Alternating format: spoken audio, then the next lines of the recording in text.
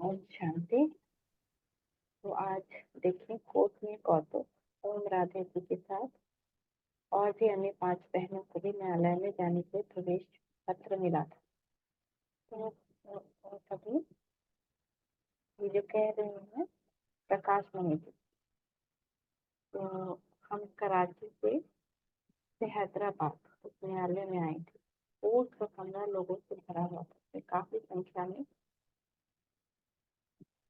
मुसलमान लोग थे। वहाँ पुलिस के इंस्पेक्टर आदि भी मौजूद थे। जब हमारी कार कोर्ट के बाहर आकर रुकी थी तो वहां की भीड़ को काबू में रखने के लिए काफी पुलिस का प्रबंध था। ओम राधे जी के साथ हम 5 ईश्वरी बहनों ने कोर्ट के कमरे में प्रवेश किया। तो सभी लोग उत्साहपूर्वक हमारी ओर देख रहे थे। ऐसा लगता था जैसे कि आज सारा शहर यहाँ इकट्ठा हो गया है। हम लोग बिल्कुल निर्भय अवस्था में थे, क्योंकि हमें ज्ञान मिला हुआ था कि संसार हार जीत का खेल है। इसमें एक जीत तो दूसरे की हार तो होती है। अतः हमारी स्थिति ऐसी थी जैसे कि हम खेल देखते हैं। बाबा के द्वारा हमें जो इतना उच्च ज्ञान मिला था उसके होते हुए हम डरते। हमारे मन में कोई बुराई भी नहीं थी। हमने किससे संकोच पर किससे संकोच पर डर होता। कोर्ट में सन्नाटा सा छा गया था। जज साहब कुर्सी पर बैठे। हम 5 बहनों को भी बैठने के लिए कुर्सियां उन्होंने दिलाई। फिर ओम राधे जी की गवाही के लिए कटघरे में आने को कहा गया। सरस्वती माँ कटघरे में विश्व की जो लक्ष्मी बनने वाली महारानी कटघरे, लेकिन अहंकार जरा भी ऐसे कैसे करते हैं। ओम राधे जी का व्यक्तित्व उस समय की शक्ति जैसा दिख रहा था। श्वेत वस्त्रों की सौम्य स्वभाव वाली वो एक देवी की प्रतीत हो रही थी, जैसे कहीं आकाश से वहां उतरे। ओम राधे जी के वहां ठहरने पर जज साहब ने कहा। जज कहता है, पहले गीता हाथ में उठाकर कसम लीजिए कि आप सच बोलेंगे। ओम राधे बोलते हैं, क्या कसम उठाना है, क्या बोलना है। जज, आप गीता को हाथ में उठाकर यह कहिए कि मैं भगवान को हाजिर नाजिर देख कर जो कुछ कहूंगी सच कहूंगी। ओम राधे, जज साहब, मैं इन आंखों से तो आपको ही हाजिर नाजिर देख रही हूँ। भगवान को तो इन नेत्रों से नहीं देख सकते। तब भला मैं झूठी कसम कैसे लूं कि मैं भगवान को हाजिर नाजिर देखती हूँ। मैं तो आप आत्मा को ही जज के रूप में देखती हूँ। इससे अगर आप कहें तो मैं कसम उठा सकती हूँ कि आप आत्मा को जज साहब के रूप में हाजिर नाजिर देखकर जो कुछ बोलूंगी सच बोलूंगी। यह विचित्र उत्तर सुनकर कोर्ट में बैठे हुए बहुत लोग तो आश्चर्य हुए, कई तो हंसने भी लगे। किसी किसी ने ताली बजाई। कोई कोई बोल उठा कि ओम राधे ने बिल्कुल ठीक कहा। तो शायद थोड़ा नाराज है और उन्होंने ऑर्डर ऑर्डर प्रकार शब्द बोलकर सबको चुप कराया। जैसा है ओम राधे जी की ओर देखते हुए बोले, मैं कोई भगवान थोड़ी हूँ कि आप मेरी कसम उठाएंगे। भगवान के नाम पर कसम उठाना यह इस कोर्ट का लॉ अथवा विधान। हम इस विधान को तोड़ नहीं सकते। ओम राधे ने नम्रता पूर्वक कहा, जैसा है आप स्वयं ही कहते हैं तो सच बोलो। तब भला विचार कीजिए कि जब मैं यहाँ ईश्वर को हाजिर नाजिर नहीं देखती बल्कि यही देखती कि आज हर एक मन में काम पूर्व विकार ही भरे हुए, तो फिर मैं उसकी कसम कैसे लूं। जैसा है थोड़ा आदेश से बोलिए, कोर्ट है समय है। आप क्या आप मुझे ज्ञान देने लगे। यहाँ तो कानून चलता है। यदि आप यहाँ पर कानून तोड़ेंगी तो आपको अदालत के हद तक अपराध में गिरफ्तार किया जाएगा। शक्ति के रूप में निर्भय होकर बोली, जैसा आप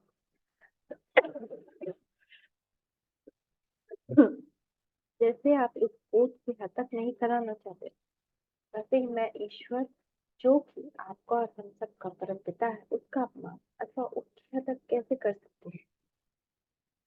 गीता में भी भगवान के महावाक्य हैं कि जब धर्म की ग्लानि होती है तब मैं आता हूँ। तो फिर इस संसार में हाजिर नाजिर कैसे हुए?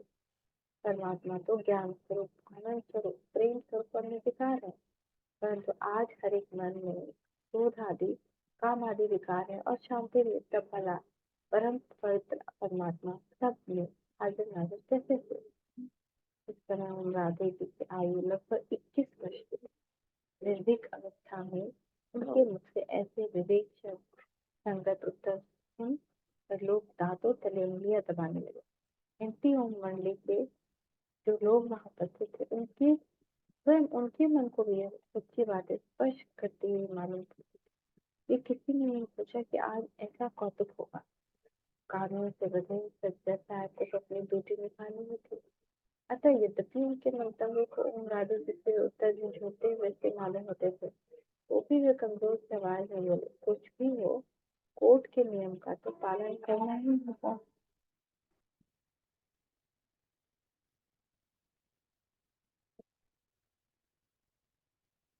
सब शक्ति रूपा ओम राधे मिले। जिस साहब, मैं किसी भी हालत में झूठी कसम नहीं उठा सकती। जिस साहब ने फिर एक बार कहा, अभी भी अवसर देता हूँ, सोच लीजिए। अभी भी कसम उठा लेते हैं। मैं गवाही के लिए प्रश्न पूछूंगा। ओम राधे जी ने फिर कहा, जिस साहब, मैंने अच्छी तरह सोच लिया। अब जिस साहब सोचने पर क्या किया जाए? ओम राधे जी को डराने के विचार से उपस्थित पुलिस ऑफिसर को आज्ञा दी कि वह उनको हाथों में हथकड़ी डाल दे। पुलिस कर्मचारी हथकड़ी लेकर आगे बढ़ने लगे, परंतु ओम राधे की मुस्कुराती हुई निर्भय अवस्था में खड़े। सभी लोग बड़े बहुत ही उत्सुकता से देख रहे थे, अब क्या हो? अब तो शायद हथकड़ी लगी जाएगी। इतने में जैसा ने पुलिस कर्मचारी को आज्ञा दी, ठहरो, ठहरो। पुलिस कर्मचारी जंजीर लेकर पीछे हट गए। उपस्थित जनता ने कई लोगों ने फिर ताली बजाई। आखिर जब आखिर जिस साहब ने इस तरह की कसम उठाने का आग्रह छोड़ दिया, परम पिता परमात्मा ने कौरवों की सभा में द्रौपदी की लाज बचा ली। अब जैसा है दूसरे प्रश्न पूछने शुरू किए। कहता है, अब यह बताइए कि आप कभी इतना रुकने पर भी घर बार छोड़कर दादा के पास क्यों चले गए? ओम राधा कहता है, आपने कभी श्रीमद् भागवत पढ़ा है? जब भगवान मुरली हो जाते थे तो गोपियां उस मुरली के पीछे क्यों भाग जाती थी? तब उनको मुकदमा क्यों नहीं चला? और यही ज्ञान मुरली में तो थी। अभी भी ज्ञान मुरली को सदा अभिलाषी रहती रहता है। जब कोई पुरुष संन्यास ले लेते हैं और घर बार छोड़ जाते हैं तो उन पर मुकदमा क्यों नहीं होता? उनसे ये प्रश्न क्यों नहीं पूछा जाता? भगवान के लिए तो नर और नारी एक समान। अब उसने उसने हम माताओं को ज्ञान कलश दिया है। अतः अब जब हम माताओं को पवित्रता और शरीर ज्ञान का चांस मिला है, जब हम माताएं ज्ञान और पवित्रता का जीवन प्राप्त करेंगे, शरीर सत्संग हो जाते हैं, हमसे यह प्रश्न क्यों पूछा जाता है?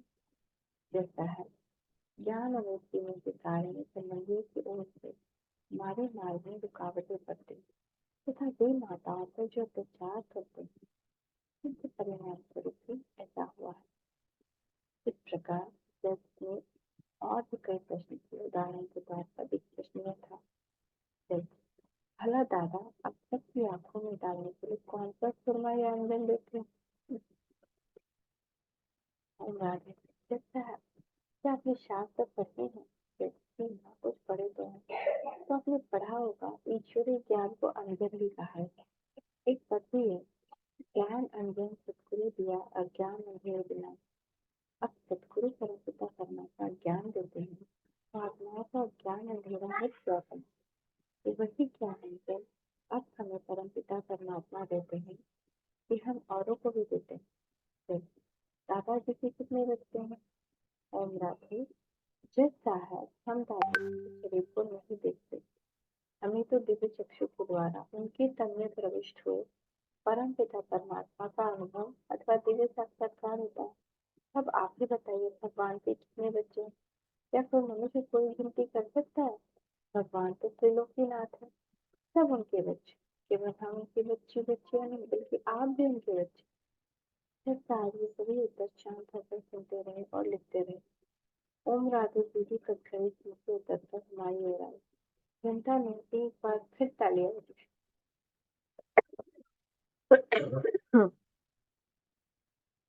विभिन्न समाचार पत्रों के रिपोर्टर या संवाददाता भी कोर्ट में बैठे ये प्रश्न उत्तर लिख रहे थे। हम जैसे विदाई लेकर चले।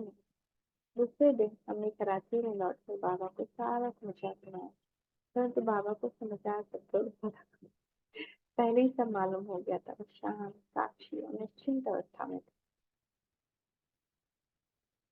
अब कराची में जन्मे माताएं और परिवार ज्ञानामृत द्वारा अपना जीवन उच्च बना रहे थे, परंतु वहां जाने पर भी लोगों ने विरोध नहीं छोड़ा। उन्होंने वहां के साधु टीएल वासवानी को भी भड़काकर साथ मिलाया। इस सिद्धांत के बारे में ब्रह्मा कुमारी सुंदरमणि जी लिखती हैं। एक और परीक्षा।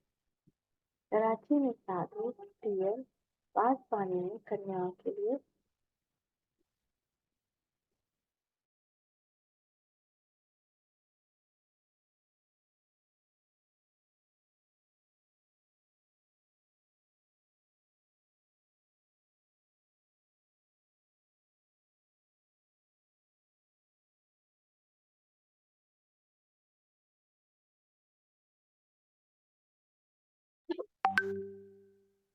हाँ, कराची में साधु टीएल वासवानी ने कन्याओं के लिए मीरा स्कूल खोल रखा था और वे सत्संग भी करते थे। एक दिन बाबा ने हमसे कहा, बच्चों अब जाओ, जाकर साधु वासवानी जी को ईश्वरीय संदेश भी दे आओ और ज्ञान वार्तालाप भी कराओ। उन दिनों यह मालूम हुआ था कि साधु वासवानी जी ओम मंडली के विरुद्ध पिकेटिंग करने की बात सोच रहे हैं। अतः बाबा ने हमें कहा कि वासवानी जी को कहना कि पहले आप स्वयं ओम मंडली को अच्छी तरह देखिए, वहां आने वाले सत्संगियों के अनुभव पूछिए और यूं ही सुनी सुनाई बात पर कोई निर्णय नहीं कीजिए और बिना जाने आंदोलन करने की भूल नहीं कीजिए। तब हम कुछ एक बहनें इकट्ठी होकर उनके पास गए। भगवान ने इतना माताओं को एकदम ताकत दे दी। कोई मिल नहीं जा रहा है, ये सारे लॉ के काम करने ये करने सारी माताएं ही जा रही हैं। तो माताओं के को बाबा ने कितना ज्यादा ऊपर चढ़ाया, ऊपर उठाया, ताकत दी। शिव शक्ति नहीं लग रही और ईश्वरीय संदेश का एक ग्रामोफोन रिकॉर्ड भी साथ ले गए। हम लोगों ने उनका ज्ञान वार्तालाप हम लोगों से उनका ज्ञान वार्तालाप हुआ।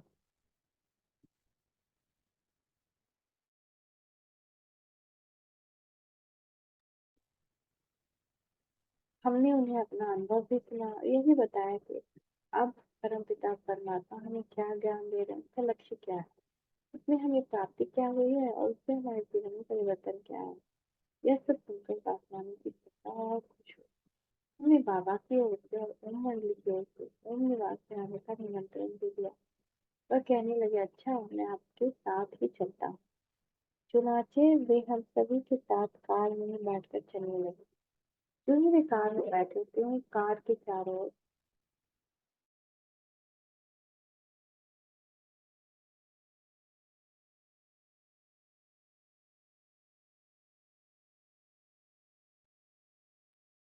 जैसे ही वो कार में बैठे त्यों ही कार के चारों ओर उनके सत्संग में आने वाले तथा प्रशंसक नर नारी घेरा डालकर खड़े हुए। उन्होंने कहा कि हम आपको नहीं जाने देंगे। साधु वासवानी ने कहा, डरिए नहीं, मैं 1 घंटे में वापस लौट आऊंगा। परंतु उन लोगों को यह झूठा डर था कि वे वहां चले गए और इन पर ओम मंडली वालों का ऐसा प्रभाव पड़ गया कि ये वहीं के हो गए तो हम सबका क्या बनेगा। अतः उन्होंने वासवानी जी को नहीं जाने दिया। आखिर वासवानी जी कार से उतर गए। बोले कि दादा से मिलने का बहुत मन था, परंतु अभी नहीं चल सकूंगा, फिर कभी आऊंगा। अब साधु वासवानी जी के शिष्यों ने तथा मुख्य लोगों ने खूब भड़काया। एक दिन आया कि साधु वासवानी जी भी उन सभी के साथ मिलकर ओम निवासी के बाहर टिकटिंग की। हजारों लोग वहां इकट्ठे हो गए। सभी ने बहुत जोर से आक्रमण किया, वे दीवार तोड़कर अंदर भी घुस गए।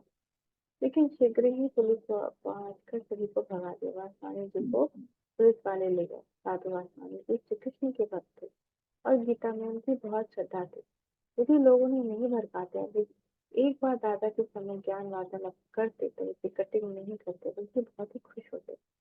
परंतु अब टिकटिंग के वातावरण और भी बिगड़ गया। मुख्य लोगों ने साधुवाद आंदोलन के साथ मिलकर सिंध सरकार पर दबाव डालना शुरू किया कि वह ओम मंडली पर प्रतिबंध लगाए। चुनावी हिंदू सदस्यों तथा मंत्रियों ने मुख्यमंत्री तथा विधि मंत्री पर दबाव डाला और उन्हें धमकियां भी दी।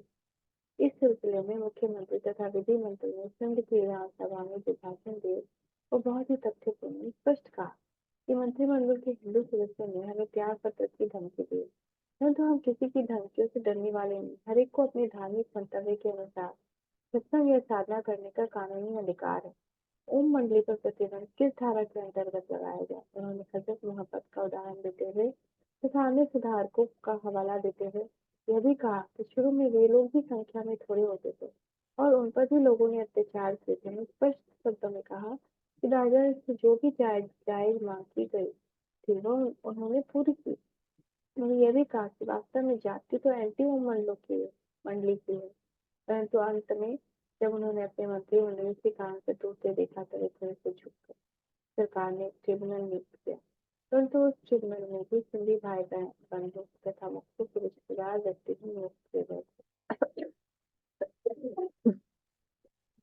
इस पर ओम मंडली की ओर से सरकार को स्पष्ट बताया गया कि ट्रिब्यूनल के एक सदस्य तो सिंध ऑब्जर्वर के बोर्ड ऑफ डायरेक्टर के चेयरमैन है और वह पद तो एंटी ओम मंडली का ही पक्ष लेता आ रहा है और ट्रिब्यूनल के सदस्य को एंटी ओम मंडली के कुछ सदस्य से नाता भी यह सदस्य निष्पक्ष नहीं हो सकते। इसी प्रकार अन्य सदस्यों के बारे में बताया गया कि वे भी एंटी ओम मंडली के पक्षपाती हैं।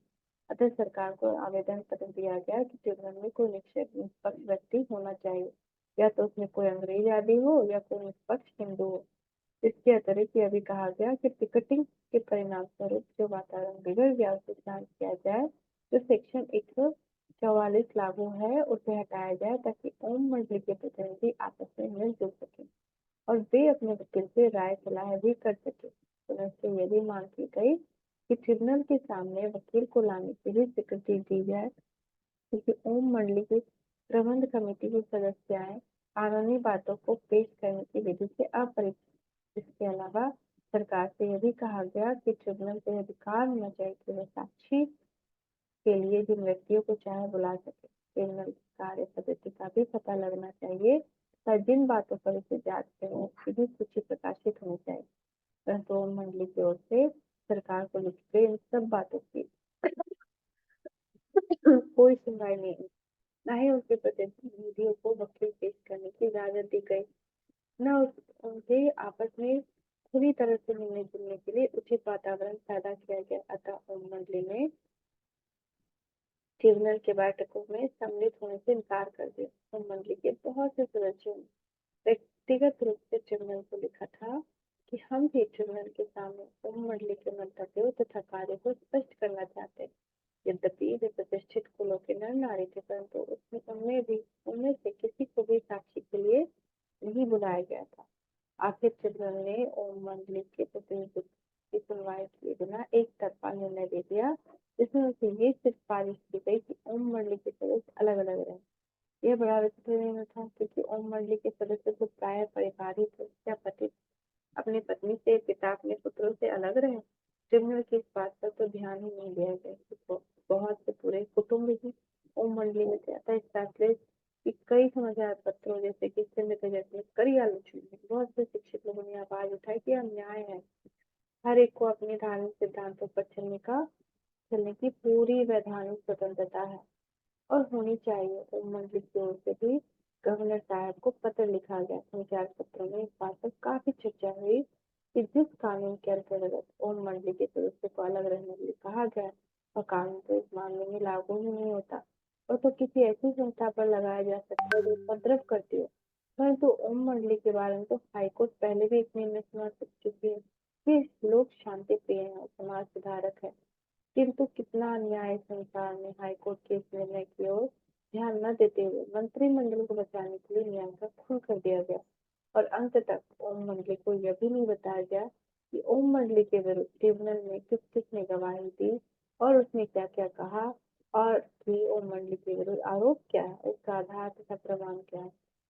आखिर सिंध के मुख्यमंत्री तथा विधि मंत्री ने अनौपचारिक रूप से सुझाव दिया कि ओम मंडली के लिए 5-6 बंगले पास ही ले लिए जाए, जहाँ पर वे कुछ समय के लिए अलग अलग रहे। उन्होंने मौखिक आश्वासन भी दिया कि कुछ समय इस प्रकार करने से लोगों के अत्याचार आंदोलन बंद हो जाएंगे और सरकार ओम मंडली के विरुद्ध कोई कदम नहीं उठाएगी। बाप अपने बच्चों के मन को खुश करने की कोशिश तो करता है, अतः ऐसा ही किया गया। एक बंगले में बाबा और उसके कुछ उसके साथ कुछ परिवार जो कि उनके लौकिक रिश्तेदार भी थे साथ रहते थे। एक बंगले में छोटे बच्चे रहते थे जो कि लौकिक शिक्षक रहते थे, ईश्वरीय ज्ञान भी लेते थे। एक बंगले में राधे जी के साथ माताएं तथा वाली कन्या रहती थी। एक अन्य बंगले में भाई लोग रहते थे। इस प्रकार ईश्वरीय का कार्य तो पहले की तरह ही चलता रहा। विद्यार्थी जीवन और ईश्वरीय पढ़ाई का कार्य ठीक वैसे ही चलता रहा। अपनी बसों पे सवार होकर वैसे ही वे प्रतिदिन पिस्टन पर सागर के किनारे सैर करने जाते। उस समय ही लोगों ने झंझट और झगड़ा करने की कोशिश की होगी। आखिर जब उन्होंने देखा कि ये लोग टलने वाले नहीं, इन्हों इन्हों को तो पक्की ईश्वरीय लगन लग गई, तो वे थक कर वापस हैदराबाद चले गए। उन लोगों को परमपिता परमात्मा से वैर करने तथा अपना ही धन और समय व्यर्थ गंवाने के सिवा और तो कुछ मिला ही नहीं। उन्होंने सोचा कि एक दिन दादा का पैसा खर्च होते होते समाप्त हो जाएगा, तब ये माताएं बहनें और भाई वापस लौट जाएंगे। उन्हें क्या मालूम था कि सर्वशक्तिमान परमपिता परमात्मा द्वारा स्थापित किया हुआ ईश्वरीय विश्वविद्यालय किसी मनुष्य द्वारा स्थापित किया हुआ साधारण ज्ञान यज्ञ या विद्यालय नहीं। उन लोगों ने समाचार पत्रों में प्रस्ताव छपा दिया कि कोई भी व्यक्ति उन मंडली को पैसा ना दे ताकि उसका धन समाप्त हो जाए और चिंता का अंत हो जाए। परंतु जिस ओम मंडली का आधार त्याग, तपस्या और ईश्वरीयता थी, उसका लोग कैसे अंत कर सकते थे। उसका कार्य अब शांतिपूर्वक सुचारू रूप से चलने लगा। जिन कन्याओं को नाबालिग होने के कारण कोर्ट द्वारा उनके समिति ले गए, वे भी अब वापस आने लगी, तो उनके माता पिता ने देखा कि इनकी लगन तो अटूट तौर पर ईश्वर से लगी हुई है और ये सिनेमा, फैशन, मांसाहार, विकार, विवाह आदि के लिए तो हमारा प्रस्ताव मानती नहीं, तो क्यों नहीं इन्हें जाने दिया जाए और जीवन उच्च बनाने की शिक्षा लेने दी जाए। बालिग और बुजुर्ग माताएं तो पहले से ही वहां थी, उन्हें तो कोई भी वापस जाने की आज्ञा नहीं दे सकता था, क्योंकि वास्तव में तो पहले से ही सबके पति या सास ससुरियों ने चिट्ठी पत्र लिखकर दिया हुआ था कि वह ओम मंडली में ओम राधे के पास जाकर ज्ञान अमृत पी और पिला सकती हैं। कल देखते हैं नाबालिग कन्याओं के सामने एक और परीक्षा। शुक्रिया। ओम शांति पापा। ओम शांति। शुक्रिया ओम पापा। शांति।